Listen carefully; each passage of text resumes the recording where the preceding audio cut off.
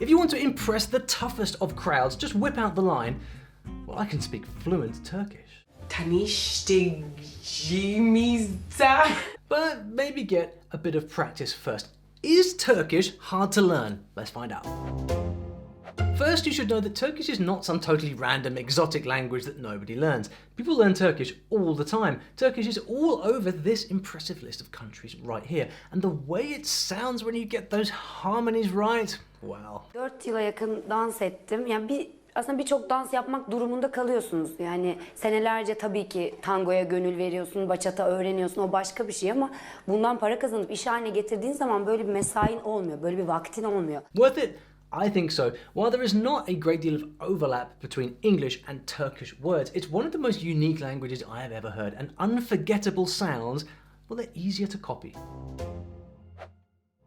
Don't you ever get bored writing with the same old Latin letters that you've been writing with since you were the age of 5? Well, check this out. Turkish uses a modified Latin alphabet. At least now they do. Before 1928, you'd be learning Turkish with this alphabet, so things have got a lot easier.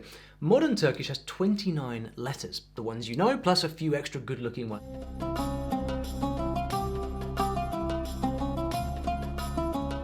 So if you've always wanted to write more like this, now's your chance. The good thing about Turkish alphabet is that once you learn how to pronounce the letters individually, you will always pronounce the letters as the same sounds that you learn in. And that's because Turkish is a phonetic language, which means every Turkish letter has only one sound and you pronounce all of the letters. Well, except for the one that you don't. What is this letter in Turkish? How can we even pronounce it? This is soft G, yani yumuşak G in Turkish. Ağlamak. Just ignore soft G, drop it, and just pronounce A like a double sound. Softer, longer, and like a double sound. 3 keys. Okay, so that's why this letter's name means soft G. It's silent, but the rest of the letters, well, you do have to pronounce them, obviously. The letter J is always going to be pronounced as J. J. Ceviz. Coğrafya. As you just saw, some Turkish letters look like English but aren't pronounced the same as English. The trickiest ones, though, are those lovely artistic letters. There's a ch and a sh and an I without the dots. When I say E, I smile. I say cheese like taking picture, right? Cheese, E. And when I say U, it's different because my mouth movements are down. E and U. One of these letters here is really, really important to get right. O, Ö. Pronunciation is a big deal with these two O's because it dramatically changes the meaning of a word, so you don't want to get it wrong. And last but not least, Turks also roll their R's, but don't worry, as a reward for all your hard work, they decided to cancel Q, W and X. Turkish has rules and it sticks to them. Rules about word order and suffixes mostly, and luckily there aren't too many exceptions to these rules, which I'm sure you will be pleased to hear. Okay, so words start off nice and easy, there's no genders, no pronunciation tricks, but you will notice one thing early on. I'm eating chocolate. Ben çikolata yiyorum. As you just saw, Turkish sentences are arranged a little differently to English ones.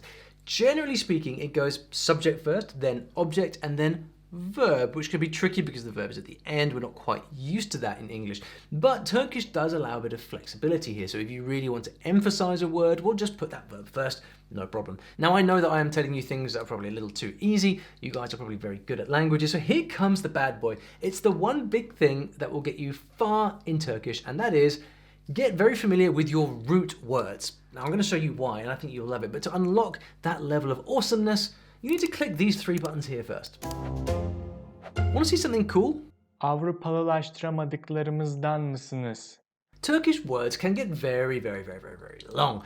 Okay, Turks don't usually use this particular word except to prove a point, but it's a great example of the thing that scares people the most about Turkish. Suffixes.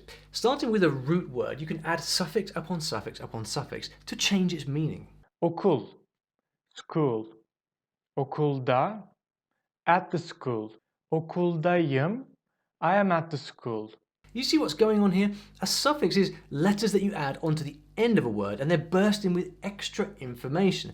In Turkish, you add them onto nouns and verbs and they play a huge role in the language. For instance, the word comfortable is rahat in Turkish. If you want to say uncomfortable, you say rahatsız. If you say rahatsızlık, you suddenly have a noun and say discomfort. If you say rahatsızlıklar, it becomes plural. Then you can say rahatsızlıkları, which means their discomfort. Rahatsızlıklarından means because of their discomfort. And then you can do some reported speech and say rahatsızlıklarındanmış, which would mean it was because of their discomfort. So clearly the secret here is learn the root word and then figure out which suffixes work with it, because things are going to get a little tricky when you start practicing those plural forms, possessive forms, questions, past, present, future tenses, and so on. Ben in Turkish means I. So it's the subject, right? But we don't need to use that because in gidiyorum, there's a personal suffix that we use to indicate the subject. That suffix is Gidiyorum by itself means I'm going. There's no need to use ben in this sentence. Nice, so you can actually leave out all of the I's and the U's at the start of a sentence. And another good news for you is that Turkish pronouns don't have genders either. So in English you say he, she, it, right? In Turkish we just have one word for it, which is o. O. Well, isn't that something? Okay, we're getting to the part where Turkish shows off a bit here, and here's a hint. See that Y in this sentence? Well, it doesn't actually mean anything, but whenever there are two vowels next to each other, we throw in a buffer between them, because like baklava and gym, Turkish vowels don't go together. Okay, so if figuring out the suffixes is the key to understanding Turkish, what else do you need to know about them?